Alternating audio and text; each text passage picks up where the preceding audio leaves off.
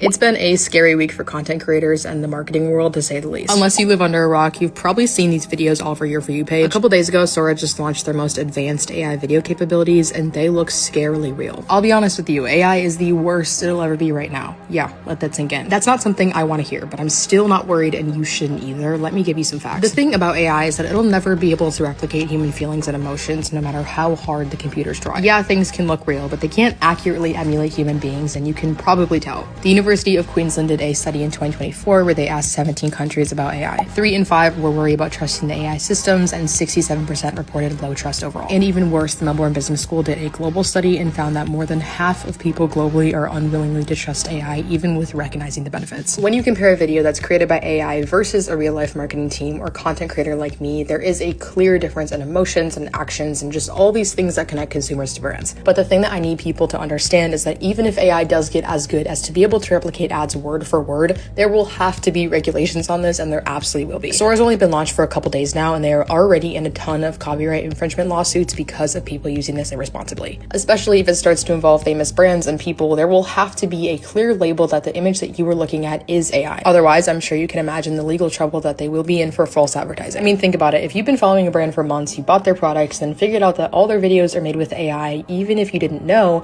you probably wouldn't trust that brand anymore, right? And that's the whole goal of this. If brands think that it'll actually work on consumers and sell, they have a lot more coming at them. This was a brand I saw last week who made an AI ad with Sora that looked realistic, and their comments weren't too great. The thing about marketing is that trust is the #1 driving factor, along with relatability and consumers. And the moment that you start to take AI into your business, consumers will eliminate every single ounce of trust they have with you. Why? Because it makes your brand seem lazy. You're taking the easy way out, and you're trying to connect with people with a robot computer. People don't like that. People will take offense to that. People will lose their jobs over this. How can consumers trust you and your product when you're too lazy or selfish to hire an actual person who knows what consumers want? Now, do I think AI is completely bad? No. I think it has been very good in a multitude of specific ways for the world, which you can probably assume. Moral of the story is, within the social media space, more than ever, you really need to watch what you're believing. If consumers and brands want to establish that trust with each other, be strategic, and keep sales growing as AI keeps progressing, they will need to stray away from it. I'm calling it now. Only the brands who resist the use of AI and still keep that genuine connection with their consumers will be the ones that stand out and actually keep sales. It may seem like a good idea for brands as a shortcut to create content, lower costs, but it will hurt them and their reputation more than you ever know. It's a scary time in terms of technology, and like I said, it's only going to get better. So you have to remember that more than ever, people are looking for relatability and not perfection. I truly believe over the next few years, we are going to see many brands crumble because of their AI use. Nothing will be able to replicate that true creator-consumer relationship, and that is a hill I will always stand on.